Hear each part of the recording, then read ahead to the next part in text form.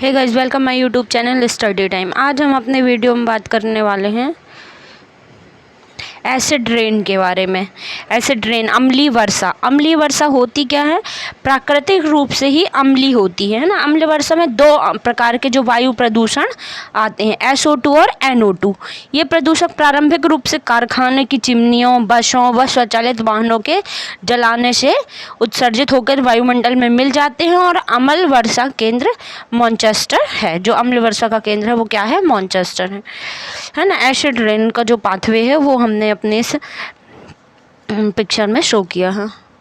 Next है अम्लीय वर्षा, जो है प्राकृतिक रूप से ही अम्लीय होती है। इसका कारण है पृथ्वी के वायुमंडल में सल्फर डाइऑक्साइड और नाइट्रोजन ऑक्साइड जल के साथ क्रिया करके नाइट्रिक अम्ल और गंधक का तेजाब बन जाता है। वह वर्षा जिसमें वायुमंडल में निहित रासायनिक तत्व जो अथवा प्रदूषक मिल गए हों तथा जो पृथ्वी पर एक हल्के अम्लीय सांद्रण में गिरती है वो अम्ल वर्षा कहलाती है। ये एक प्राकृतिक वर्षा होती है। CO2 कार्बन डाइऑक्साइड जो पृथ्वी के वायुमंडल में प्राकृतिक रूप में विद्यमान है, जो जल के साथ क्रिया करके कार्बोनिक एसिड बनाती है ना।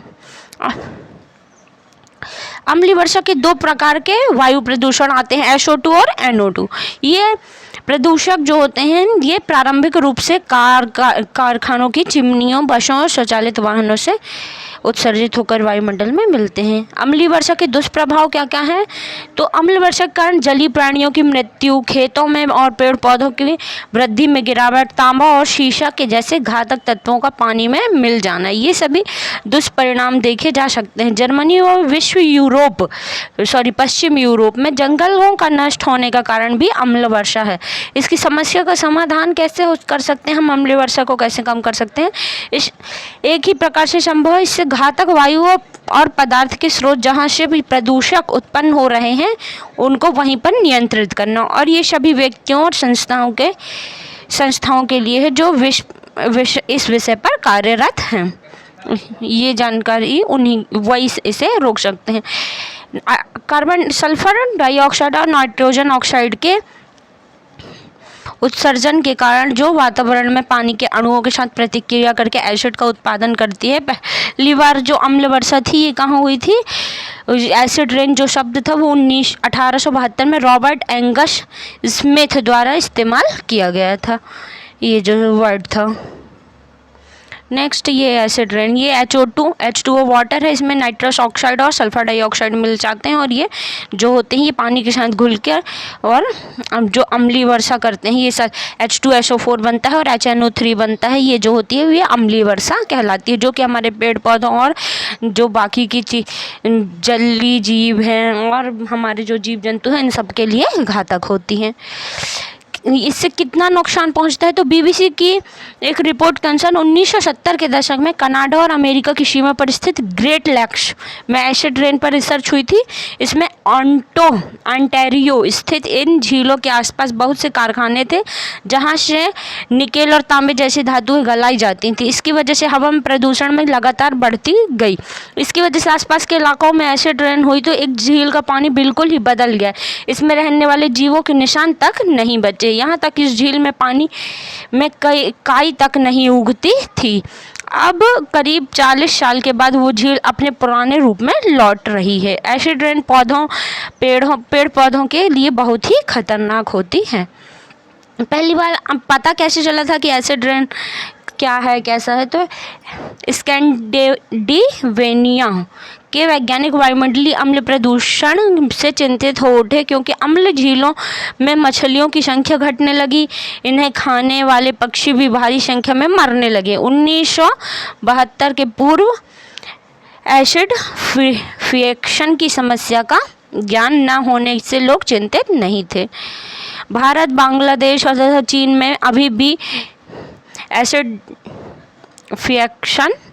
फिकेशन ने विकराल रूप धारण नहीं किया है। इसका कारण यह बतलाया जाता है कि वायु अपरदन के फलस्वरूप मिट्टी में से इतनी क्षारीय धूल उड़कर वायुमंडल में जाती है कि SO2 तथा NOx को से उत्पन्न अम्लता, एसिडिटी का न्यूट्रलाइजेशन हो जाता है। यदि अम्ल वर्षा से किसी प्रकार की क्षति कोई संभावना व्यक्त की जाती है तो इसका कारण शुष्क SO2 का एब्सॉर्प्शन हो सकता है, सल्फ्यूरिक अम्ल के द्वारा वर्षा द्वारा नहीं होता है ना। अम्ल के रूप में वर्षा द्वारा नहीं होता। यह स्पष्ट हो चला है कि परीक्षकों को भी जो हानि पहुंचती है वह अम्ल वर्षा से नहीं अपितु SO2 सल्फर डाइऑक्साइड के गैस के संचय से पहुंचता है। कुछ वैज्ञानिक जलवायु परिवर्तन में भी वनस्पति क्षति का संबंध जोड़ते हैं। हमें पता है कि वायुमंडल में जो कार्बन डाइऑक्साइड गैस है वह शुद्ध जल से मर्ज होकर कम से कम 5.6 pH उत्पन्न कर सकती है, इसलिए सामान्य वर्षा का pH भी 5.6 ही होनी चाहिए। किंतु जो pH वैल्यू है वो क्या होता है, अम्लता का सूचक होता है। अम्ल है ना, उससे पता चलता है कि कौन सी चीज़ अम्ल है, कौन सी क्षारीय है और कौन सी।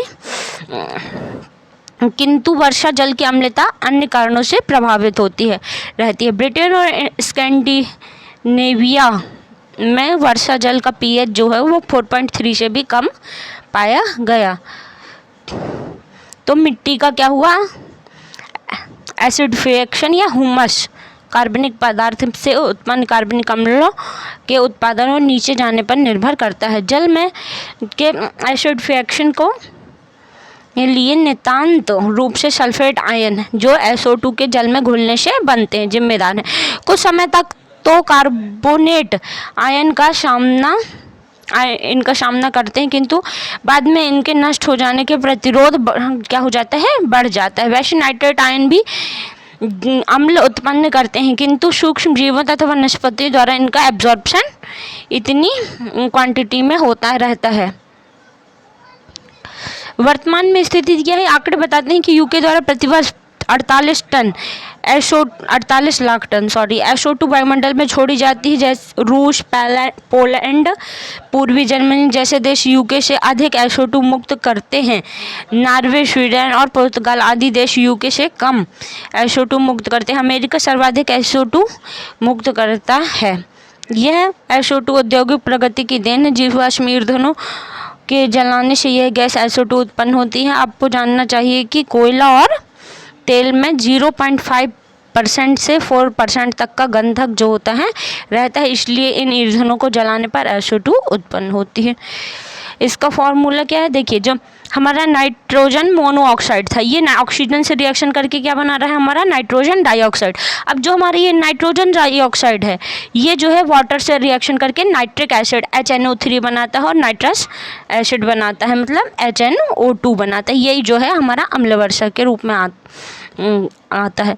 नियंत्रण कैसे कर सकते हैं हम, तो जलाशयों तथा कृषि भूमि की पीरियोडिकली लाइट करना चाहिए, जिससे अम्लीय वर्षा के दौरान अम्लीयता उदासीन हो जाती है।